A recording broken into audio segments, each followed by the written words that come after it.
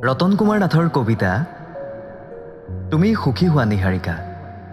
পাঠ ৰাজকুমাৰ। তুমি সুখী হোৱা নিহাৰিকা, তুমি সুখী হোৱা তাৰে কামনা কৰিলোঁ।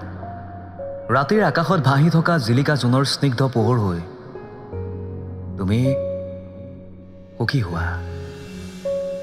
জিলিকি উঠা বীজৰ প্ৰতিটো পুষ্পমালা ডিঙিত পিন্ধি যোৱা শ্ৰেষ্ঠতাৰ উচ্চ শিখৰলৈ।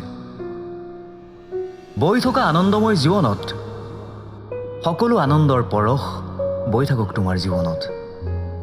দিগন্তৰ পথত উৰি উৰি শস্যভূমিৰ দাঁতিত তুমি বৈ থাকা, অহৰহ উৰি থাকা।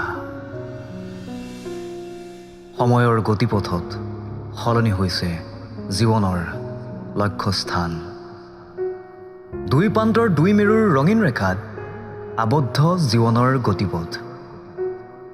বিদীৰ্ণ জীৱনৰ পৰাজিত সৈনিক মই। দুচকুৰ সপোনবোৰ মন গহনত নিজেই মাটি খান্দি দিছোঁ সপোনৰ সমাধি।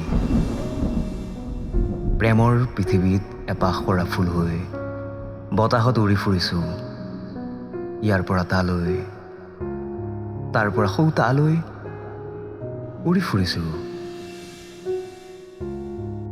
হয়তো কোনোবা এটা সময়ত বাটৰ ধূলিত চূৰ্ণ বিচূৰ্ণ হৈ মিলি যাম বাটৰ বুকুত।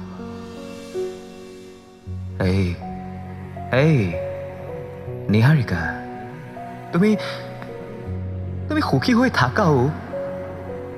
মোৰ সমস্ত ভালপোৱা ঠেলি সজাই দিব খোজো তোমাৰ পৃথিৱী। মোৰ হৃদয়ৰ তপত বাটত বৈ তুমি তোমাৰ ভৱিষ্যতৰ ফালে ধাৱমান হোৱা। ধুই নিয়া মোৰ চকুলোৰে তোমাৰ ৰঙাটো ভৰি। তোমাৰ পথত বুকু ফালি পাৰি দিম ৰঙীন ৰঙা দলিচা।